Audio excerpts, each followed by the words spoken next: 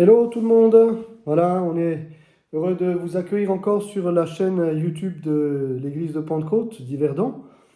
On espère que vous allez bien et que vous tenez bon. Voilà, s'il y a des combats, comme on va le voir aujourd'hui, c'est vrai que l'ennemi ne perd pas son temps.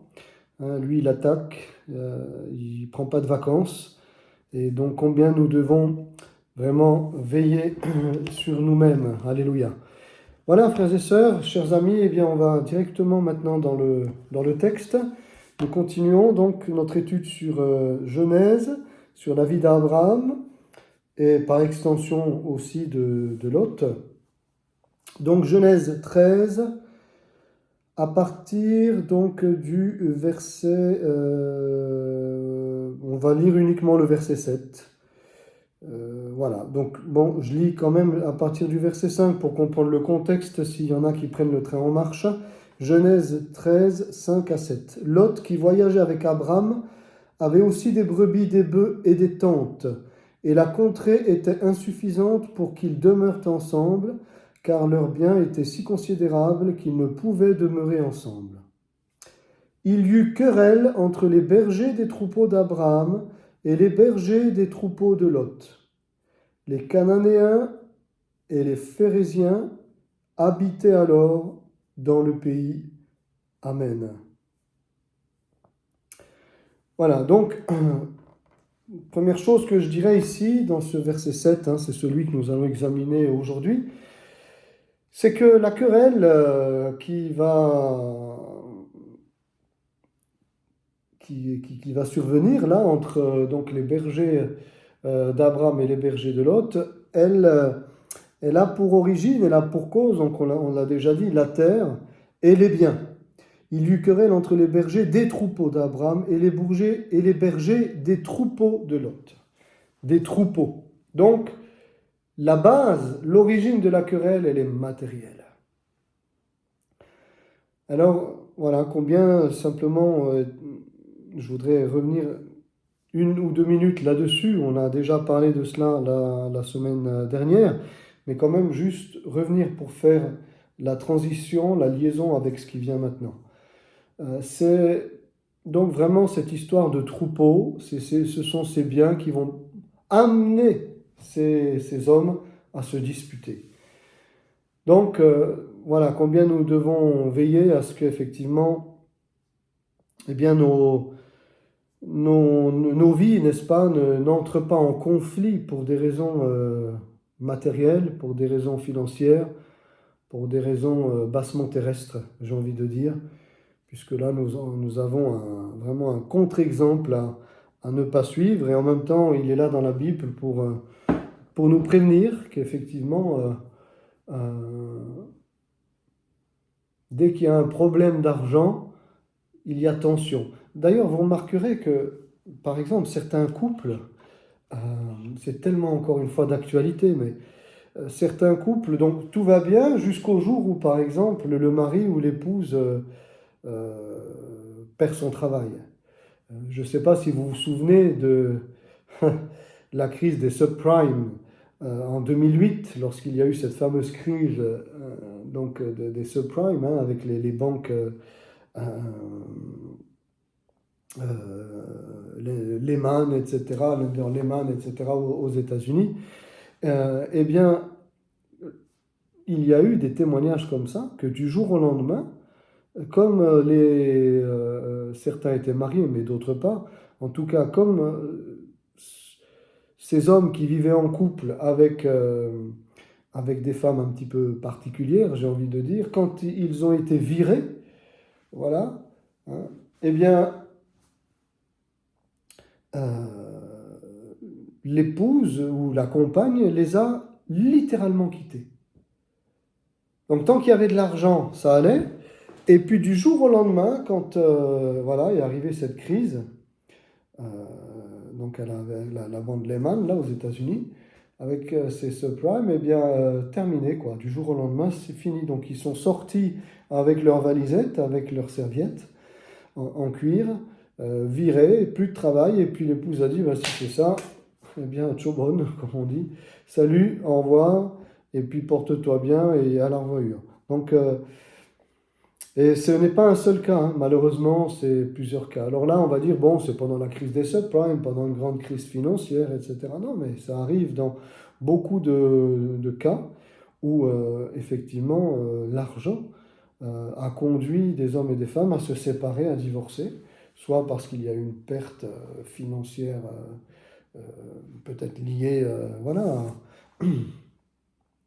à une erreur, hein, j'ai envie de dire, une erreur, etc., ou à la perte d'un travail, ou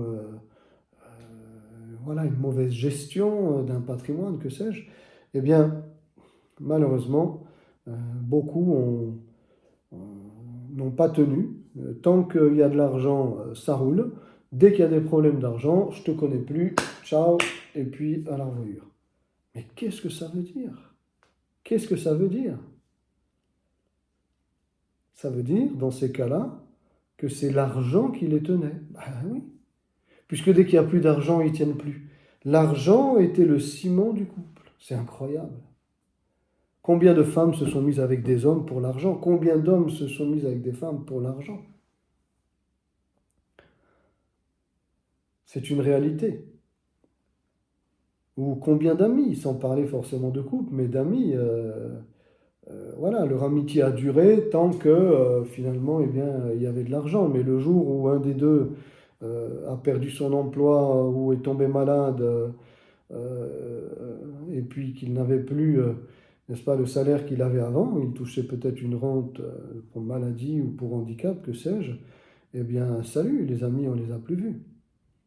Donc ça veut dire que l'amitié, elle tenait, enfin grâce, à cause de l'argent. Comment voulez-vous que ça tienne? Arrive la tempête, comme dit Jésus, si la maison elle est fondée sur le sable, tout s'écroule, hein. La maison d'un foyer, la maison ça peut être aussi une amitié, ça peut être eh bien, aussi un partenariat dans le cadre de deux patrons, par exemple, voyez, de deux associés, etc. Voilà, dans tous les domaines. Si l'argent est la source de l'union, de notre union, qu'elle soit maritale, que ce soit, comme on vient de le dire, quoi, dans le cadre d'une amitié ou d'un partenariat financier ou autre, si c'est l'argent qui nous soude, qui est le ciment de tout ça, on peut pas parier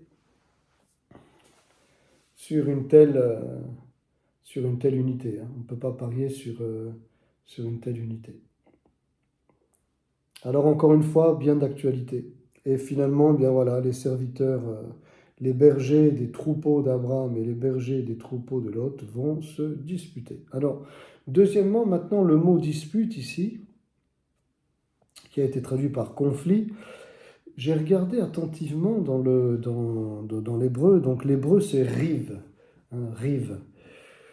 Et ça a donné en fait conflit. C'est un conflit interpersonnel, souvent violent ou argumentatif, qui implique généralement des disputes verbales ou physiques. Un conflit interpersonnel, ça veut dire quoi? Un conflit entre personnes. Ce qui s'est passé là, entre les bergers des troupeaux d'Abraham et les bergers des troupeaux de Lot, c'est que c'était une histoire de personnes, de caractère. Voyez? Ils n'étaient pas vraiment potes, comme on dit en fait. Ils faisaient partie de la même fratrie, de la même famille, hein, je dirais. Voilà. Parce que les serviteurs d'Abraham, ben voilà, leur maître c'était Abraham, les serviteurs de Lot, leur maître c'était Lot, mais c'était une grande famille, quoi. Mais donc il y a eu une histoire de personnes, un conflit interpersonnel. Puis c'était violent, hein, parce que le terme veut vraiment dire des violences verbales et physiques. Ils ont dû s'insulter, peut-être même en venir aux mains. C'est pas juste une querelle comme ça. Arrive, c'est violent, hein. Alors que c'est triste de voir, effectivement, hein, quand dans un couple, quand des amis aussi, Quand des associés se disputent et qu'ils en viennent même aux mains, qu'ils s'insultent, il n'y a rien de plus terrible. Hein. Il n'y a rien de plus terrible. Vous savez, bon, je dis ça sur le ton de la plaisanterie, mais c'est une histoire véridique. Euh, à l'époque de Charles Finet, donc au 19e siècle, autour de, voilà, je sais pas, milieu du 18e siècle, Charles Finet était en train de se promener, et puis tout d'un coup, il voit deux hommes dans la rue en train de se disputer, mais vraiment violemment, méchamment. Et puis Charles Finet était avec un ami chrétien, et puis Charles Finet s'arrête et il les regarde, et puis il les regarde se disputer. Et l'ami dit, mais t'as pas honte de regarder des gens se disputer comme ça? Allez, avance, ça ne nous regarde pas, etc. Et vous savez ce qu'il a répondu, Charles Finet? Il lui a dit à son ami, tu sais pourquoi je m'arrête pour regarder? Parce que je me dis une chose, c'est que si jamais les enfants de Dieu combattaient comme ça l'ennemi, combien de victoires on aurait? Au lieu de se combattre l'un l'autre, s'ils combattaient comme ça l'ennemi de nos âmes, combien de victoires on remporterait? Vous voyez un peu dans quoi il était. Il n'était pas du tout en train d'apprécier et de goûter à cette querelle, à cette rixe. Il était déjà, lui, en train de réfléchir, voyez. Voilà, ses frères sont en train de ses amis, ils sont en train de se disputer violemment, alors qu'en fait, eh bien, ils ne réalisent pas que celui qui est derrière tout ça, c'est l'ennemi de nos âmes. Et si jamais ils combattaient l'ennemi de nos âmes, comme ils combattent leurs frères, leurs amis, ça ferait déjà longtemps qu'on aurait remporté de grandes victoires. Et l'autre ami, donc quand Charles Finet a dit ça, bien sûr une parole de sagesse, l'ennemi a pris note et puis après ils ont suivi leur chemin.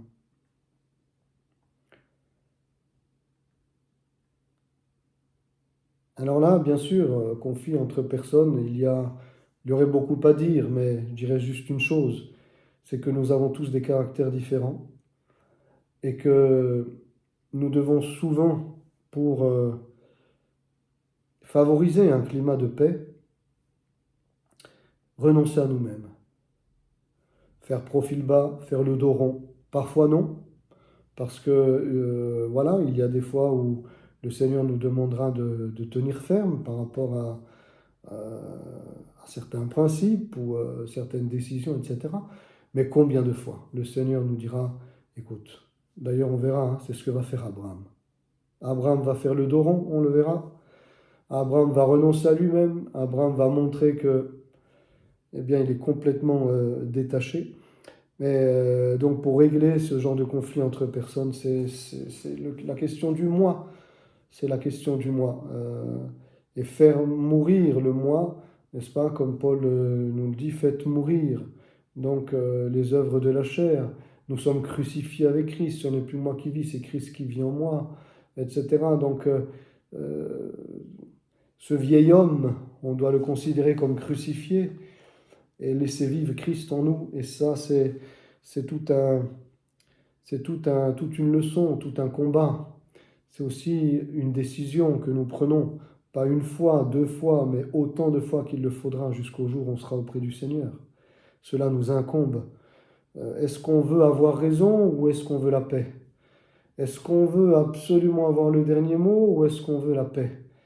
Voilà, alors parfois la paix, et souvent la paix va nous demander à nous eh bien, de nous taire ou de ne pas chercher à avoir raison, même si nous avons raison, et de favoriser plutôt la paix et laisser aller. C'est pas toujours facile, et voilà, il y a parfois où on va faire comme eux aussi, on va se disputer, mais le Seigneur nous apprend aussi, après coup, à quoi ça rime tout ça, quel a été le résultat, pas grand-chose, pas quelque chose de positif en tout cas. Et donc le Seigneur nous apprend au travers aussi de nos échecs. Et puis il est dit aussi que ce mot rive veut dire conflit ou débat formel, souvent devant une autorité judiciaire ou dans un contexte légal. Conflit juridique ou sujet de conflit requérant souvent une médiation ou une décision judiciaire. Conflit judiciaire, voyez, voilà, juridique. Eh bien, comme disait Paul aux Corinthiens, quelle honte déjà que vous vous disputiez, et en plus que vous vous emmeniez les uns et les autres au tribunal. Et ce qui se passe aussi dans le cadre de couple, eh bien, on va amener l'autre au tribunal pour essayer de récupérer le maximum. Quand c'est dans des familles chrétiennes, c'est vrai combien ça fait pleurer, combien ça fait mal. Combien ça fait mal. Et encore une fois, parce qu'on veut absolument avoir raison, donc on veut que la loi nous approuve, que la loi soit de notre côté, etc. Donc, bien évidemment que là, ils ne sont pas allés devant, en tout cas, je l'imagine, hein, le contexte ne nous permet pas de le dire, devant une autorité judiciaire, où ils n'ont pas cherché une médiation, ou peut-être ils ont cherché, on ne sait pas, hein, une médiation avec Abraham et Lot, voilà, mais ça n'a pas amené à grand-chose. Mais en tout cas, c'est aussi ce que veut dire ce terme, c'est-à-dire que ça peut conduire aussi eh bien, à une action en justice. Et voilà, il n'y a rien de nouveau sous le soleil. Ici, les Corinthiens eh bien, le faisaient et que Paul les a repris, n'est-ce pas, parce qu'ils méritaient de l'être à cause du mauvais témoignage qu'ils rendaient. Eh bien, il n'y a rien de nouveau sous le soleil. Sous le soleil.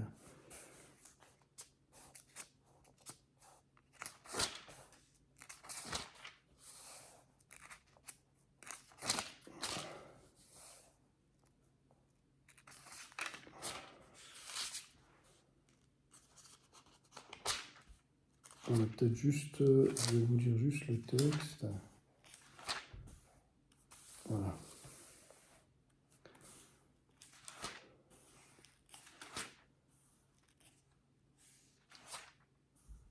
Alors, c'est 1 Corinthiens 6. Voilà. L'un d'entre vous, lorsqu'il a un différend avec un autre, ose-t-il plaider devant les injustes et non devant les saints? Ne savez-vous pas que les saints jugeront le monde? Et si c'est par vous que le monde est jugé, êtes-vous indigne de rendre les moindres jugements? Ne savez-vous pas que nous jugerons les anges? Et nous ne jugerions pas à plus forte raison les choses de cette vie?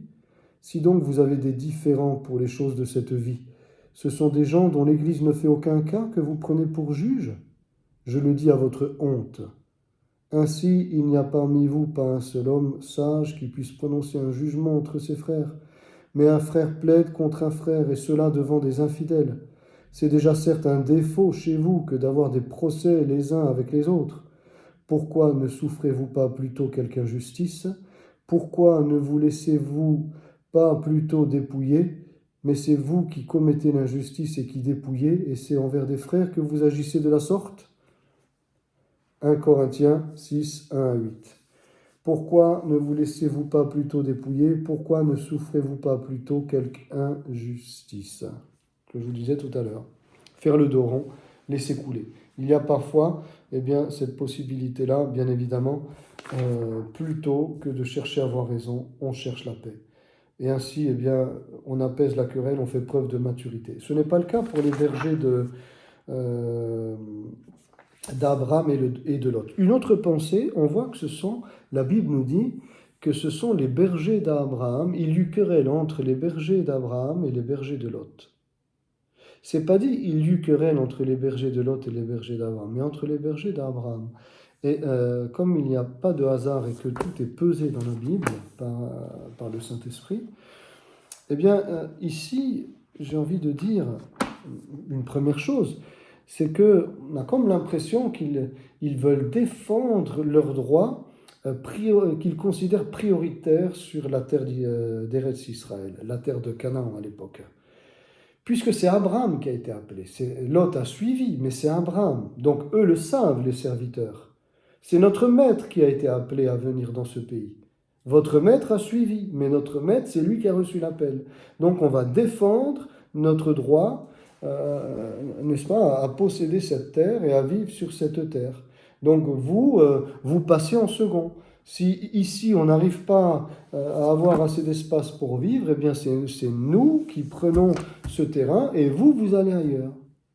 C'est-à-dire ils revendiquent, si vous voulez, des droits en rapport avec l'appel que leur maître a reçu.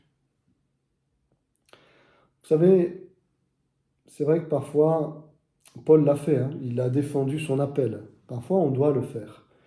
Euh, il a été même jusqu'à Rome, hein, voilà, pour défendre ses droits, pour se justifier quelque part. Et parfois, nous devons le faire. Voilà, parce qu'un proverbe dit réponds à l'insensé de peur qu'il ne se croie sage. Et dans le même verset, c'est dit ne réponds pas à l'insensé, eh bien, parce que sinon tu risquerais toi-même de le devenir, quoi, hein, tu te mettrais à son niveau. Donc, dans le même verset, il y a réponds et ne réponds pas. Donc, ça veut dire que ça dépend des circonstances. Mais s'il y a parfois une nécessité de répondre, comme Pierre le dit, qu'il nous faut répondre aussi à ceux qui nous demandent raison de l'appel que nous avons reçu et de cette vie chrétienne que nous menons, eh bien d'autres fois, il ne faut rien dire. Il ne faut rien dire. Et à quoi ça sert parfois de nous défendre, puisqu'on va passer pour ceux qui essayent de se justifier. Mais ça dépend. Parfois il faut le faire et parfois pas. Et parfois Dieu nous demande de le faire. Et parfois Dieu nous demande de nous taire. Si Dieu nous a appelés, il peut y avoir des circonstances dans lesquelles voilà, on va nous chercher querelle, nous chercher dispute, nous chercher eh bien, voilà, toutes sortes de, de, de, de raisons pour entrer en conflit et tout. Eh bien, voilà, là, on veut eh bien, ne pas entrer dans ce genre de choses. Ne pas entrer dans des combats d'hommes, dans des combats de coqs, mais rester dans des combats où le Seigneur y est, mais pas dans des combats d'hommes.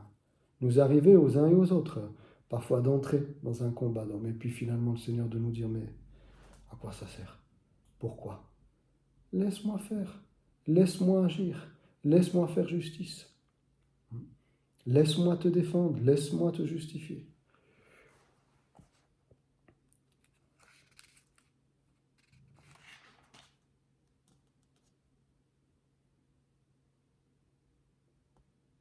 Voilà. 1 Pierre 3, verset 15. Étant toujours prêt à vous défendre avec douceur et respect devant quiconque vous demande raison de l'espérance qui est en vous.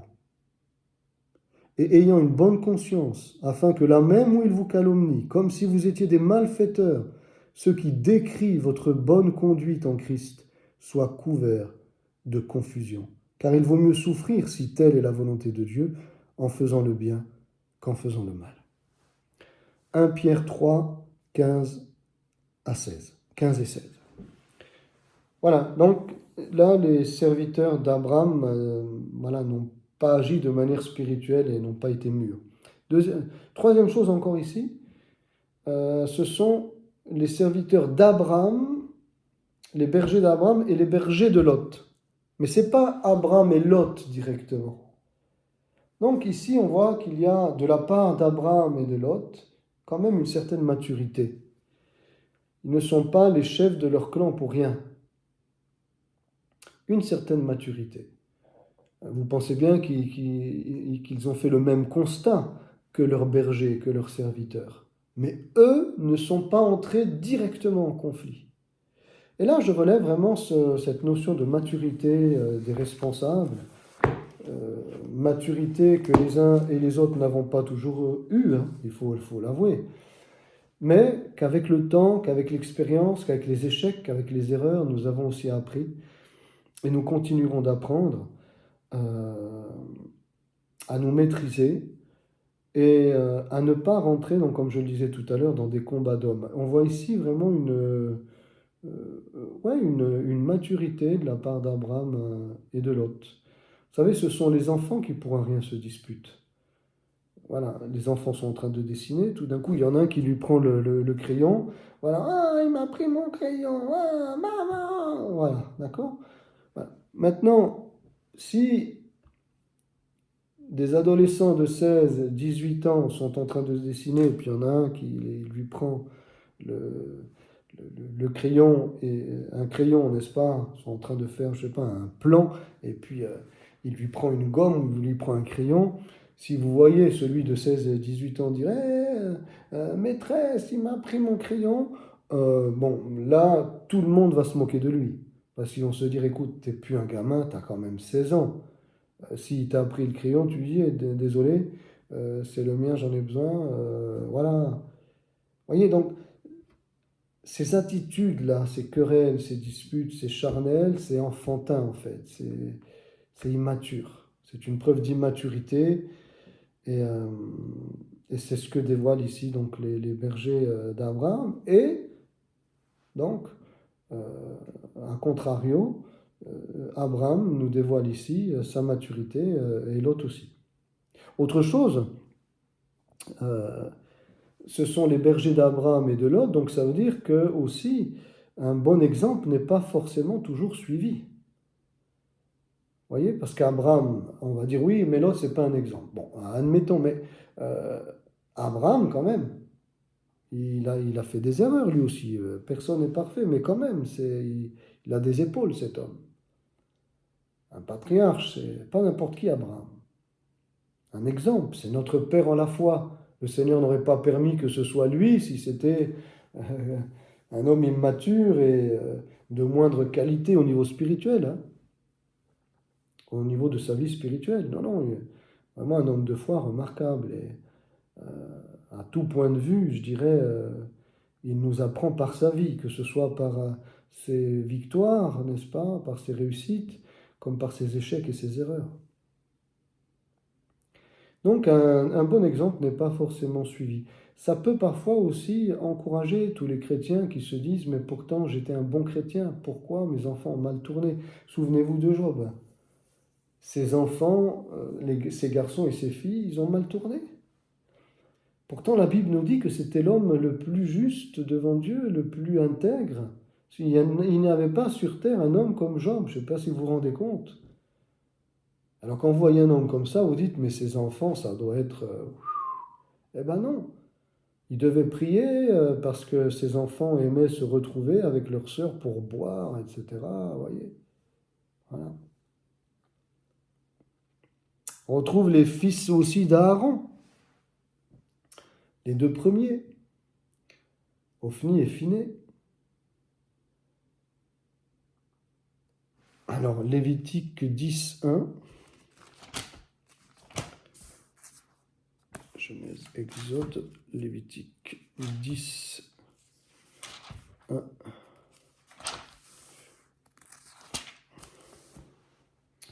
Pardon, Nadab et Abihu. Ophni et Phiné, ce sont les fils d'Élie, pardon.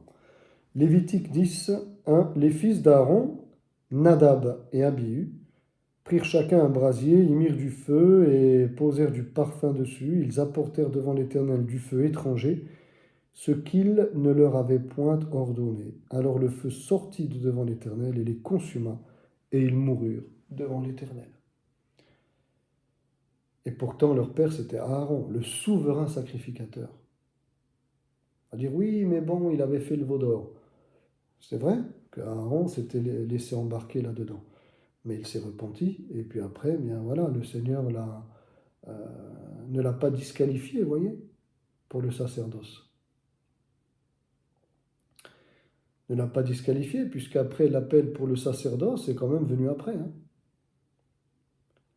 Il a pris position après pour Dieu. Donc voilà, Dieu lui a donné après ses deux autres enfants, hein, Éléazar et Ithamar, qui ont pris la relève, c'est vrai, mais quand même il a perdu deux enfants. Élie, la même chose, ses enfants ne vivaient pas comme ils auraient dû vivre. 1 Samuel 2, 25, il nous est même dit que le Seigneur voulait les faire mourir. Vous vous rendez compte? 1 Samuel 2, 25.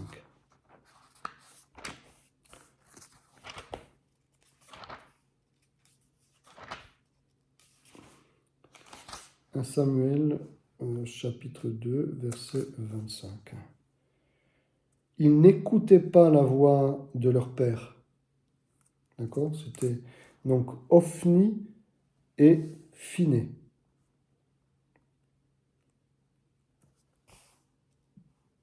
Ils n'écoutaient pas la voix de leur père Élie, hein, c'était le sacrificateur à l'époque donc, de Anne, sacrificateur. Élie, Donc voilà. Ils n'écoutèrent pas la voix de leur père, car l'Éternel voulait les faire mourir. Ophni et Phinehas. Etc., etc. Donc, même s'il y a un exemple, ce n'est pas forcé que ceux qui te suivent, que ce soit au niveau des enfants, que ce soit au niveau des amis, au niveau des associés, bon là en l'occurrence des bergers, hein, des serviteurs, voilà.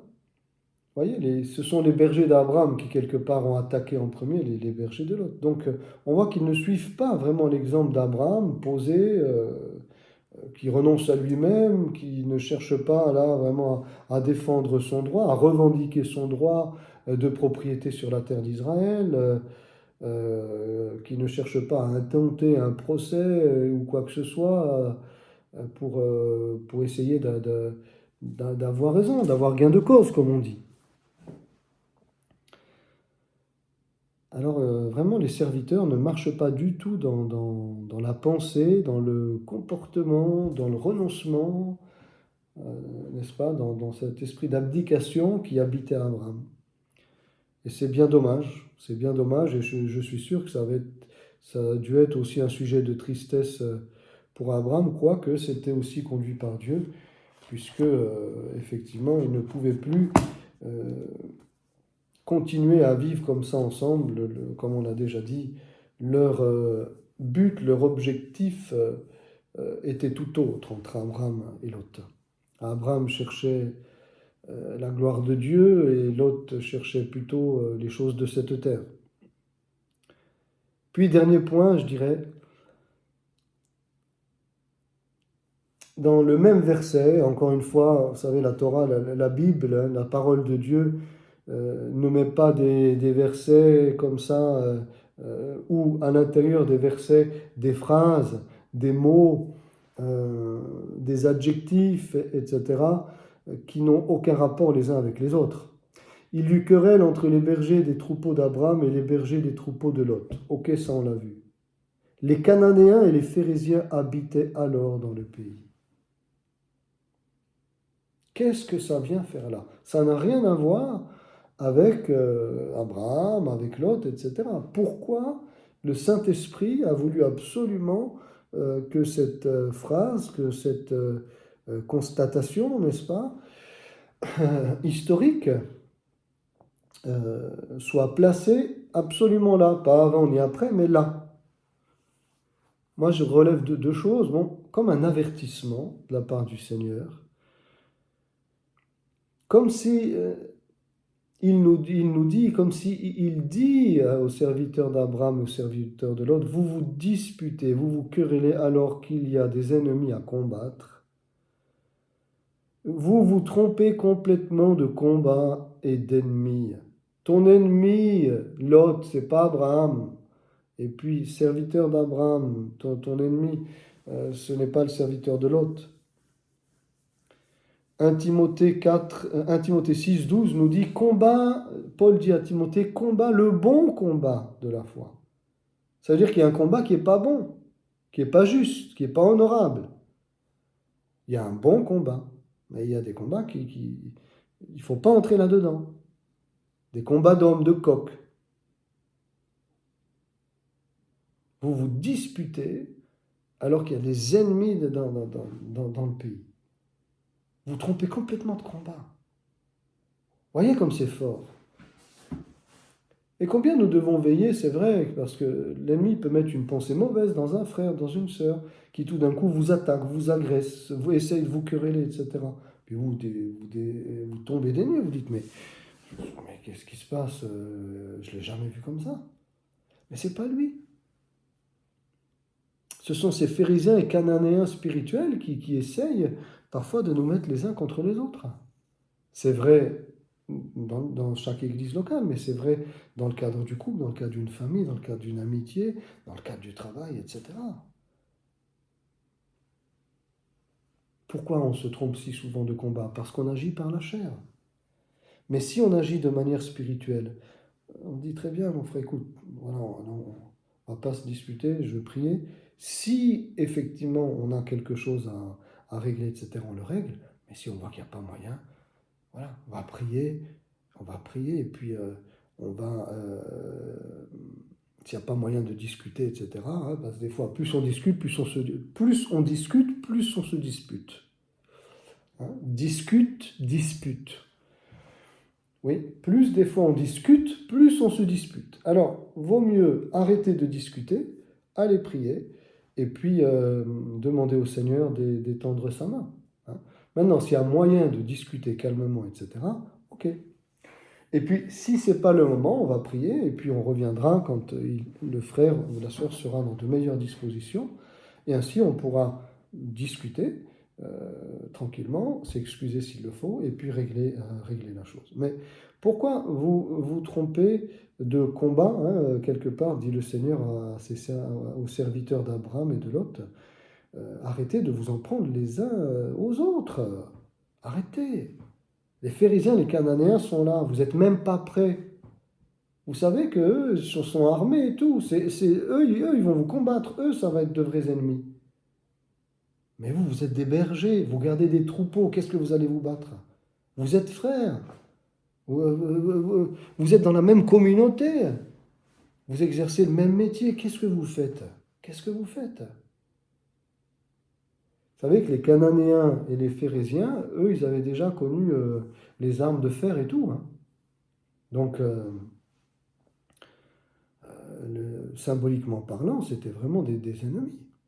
Et puis, dernière chose que je dirais, c'est aussi un autre avertissement, parce qu'il y a un contexte dans lequel ce verset, les Cananéens et les Phérésiens habitaient alors dans le pays dans lequel la fin de ce verset se situe. Il y a un contexte. Le verset d'avant, le verset qui précède, le verset 6 nous dit « Et la contrée était insuffisante pour qu'ils demeurent ensemble, car leur bien était si considérable qu'ils ne pouvaient demeurer ensemble. » Bien écoutez, c'est le même verbe yashav, on en avait déjà parlé la semaine dernière, demeurer, habiter, yashav, ils ne pouvaient demeurer ensemble, yashav, car leur bien était si considérable qu'ils ne pouvaient demeurer ensemble, yashav une deuxième fois. Et maintenant, les Cananéens et les pharisiens habitaient alors dans le pays, yashav, c'est aussi le verbe yashav. C'est aussi le verbe yashav. Qu'est-ce que je veux dire par là? Bien, c'est comme si Dieu nous dit, puisque vous ne pouvez pas habiter ensemble, vous ne pouvez pas demeurer ensemble, puisque vous vous disputez, ça fait une brèche là, et vous allez vous attirer des ennemis sur votre territoire. Là aussi, c'est une pensée entièrement biblique, puisque dans Éphésiens 4, 26 et 27, il est dit, si vous vous mettez en colère, ne péchez pas, que le soleil ne se couche pas sur votre colère, voilà, et ne donnez pas une place au diable, et ne donnez pas accès au diable. Quel est le rapport? Donner accès au diable? Le rapport, c'est avec la colère, et se coucher sur la colère. Le rapport, c'est entre une dispute et l'accès que l'on donne au diable. Il est là le rapport. Eh bien, c'est exactement ici. Vous ne pouvez pas habiter ensemble. Vous ne pouvez pas demeurer ensemble. Vous ne pouvez pas vous supporter. Alors, parce que vous ne pouvez pas demeurer ensemble, en attendant, il y a des ennemis qui, eux, vont demeurer à côté de vous. Et eux, vous allez les supporter, hein, étrangement. Vous ne pouvez pas habiter ensemble, mais par contre, vous pouvez habiter avec les ennemis. Donc vraiment un avertissement, faites attention, parce que vos disputes, vos querelles, vos colères, etc., vos mauvais agissements ouvrent une brèche et permettent à l'adversaire de venir justement et bien sur votre territoire, de s'installer sur votre territoire. Parce qu'habiter, c'est s'installer. C'est aussi ça que le Seigneur veut nous dire. En mettant n'est-ce pas, en plaçant cette phrase-là en plein milieu de cette querelle familiale, j'ai envie de dire. Faites attention. Vous vous disputez, vous allez attirer l'ennemi dans votre vie. Hein.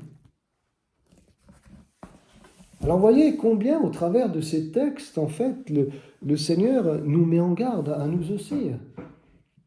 Parce que je rappelle que ce texte, cette histoire qui a été écrite date de 4000 ans, et le texte plus ou moins de 3500 ans, quelque chose comme ça, 3300, 3500 ans. Et c'est formidable de voir que des textes aussi anciens, que des histoires vécues, réelles, n'est-ce pas, des portions de vie, des témoignages de vie, nous parlent encore aujourd'hui de manière si forte, de manière si actuelle, si contemporaine. Alors mes frères et sœurs, mes amis, nous sommes tous logés à la même enseigne. Comme disait Jésus, heureux ceux qui procurent la paix, car ils seront appelés fils de Dieu. Essayons de procurer la paix. Comme le disait saint François d'Assise, Seigneur, Seigneur, fais de nous des ouvriers de paix. Seigneur, fais de nous des bâtisseurs d'amour. Seigneur, fais de nous des ouvriers de paix, des bâtisseurs d'amour, des gens qui construisent et qui ne détruisent pas, et qui, justement, parce qu'ils ont tellement en vue la construction et non la destruction, qu'ils sont prêts à renoncer à leurs droits, à renoncer à eux-mêmes, pour que la maison de Dieu se construise, pour que le royaume de Dieu avance, pour que l'intérêt du roi des rois soit promu et soit mis en avant, et non pas notre intérêt personnel. Et maintenant dans nos échecs, parce que personne n'est parfait, et maintenant dans nos échecs, eh bien, nous nous repentons quand nous nous apercevons que nous avons mal fait, que nous nous sommes fâchés, etc. Et puis, quand c'est possible, eh bien, il peut y avoir une discussion. Quand c'est pas possible, eh bien, prions.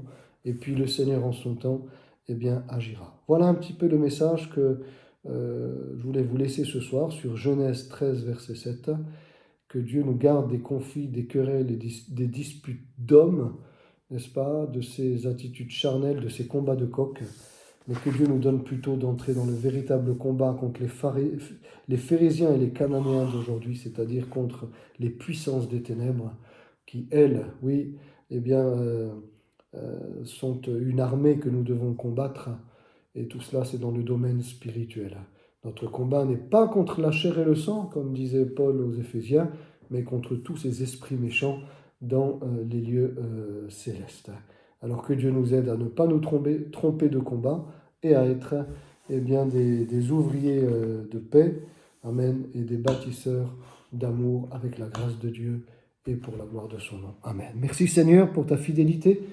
Merci de nous venir en aide les uns aux uns et aux autres, afin que nous soyons des constructeurs et non pas des destructeurs, afin que nous favorisions l'unité et non pas la désunion, afin que nous n'attisions point les querelles, mais que nous favorisions la paix, l'entente et la réconciliation. Seigneur, quand c'est possible, eh bien donne-nous de parler avec sagesse, et quand c'est pas possible, donne-nous aussi de nous retenir, donne-nous de ne pas chercher forcément à discuter, parce qu'on finira par nous disputer, mais Seigneur, à nous tenir eh bien, dans la prière et à garder notre cœur, Seigneur, de toute amertume, de toute rancune, de tout esprit d'animosité. Seigneur, à nous dégager de ces choses qui sont charnelles et qui appartiennent eh bien, à l'adversaire de nos âmes. Seigneur, merci pour toutes les fois où tu nous as relevés, où tu nous as pardonnés, où tu nous as appris par nos erreurs, où tu nous as émondés, taillés. Seigneur, merci parce que nous avons appris aussi par nos expériences du passé. Et nous voulons aller plus loin avec toi maintenant. Nous voulons, Seigneur, eh bien, être mûrs comme Abraham, comme, oui, surtout Abraham l'a démontré, et encore dans les textes suivants le démontrera par son attitude et son comportement. Seigneur, fais de nous des ouvriers de paix, fais de nous des bâtisseurs d'amour. Oui, Jésus, nous te le demandons. Merci. Et à toi toute la gloire. Amen. Amen. Chers amis, merci encore de nous avoir suivis. J'espère que ces études eh bien, vous font du bien, vous réconfortent, vous encouragent ou peut-être aussi sauvent des situations qui sont comme en péril, n'est-ce pas? Et bien que vraiment le Seigneur vous bénisse. C'est vraiment ce pourquoi je prie, que toutes ces études pour lesquelles nous prenons du temps, n'est-ce pas, et que nous dispensons chaque mardi, eh bien, puissent vraiment être pour vous un sujet d'encouragement et de délivrance, quelle que soit votre situation. À bientôt, que Dieu vous bénisse, bonne semaine et à la semaine prochaine. Ciao, ciao.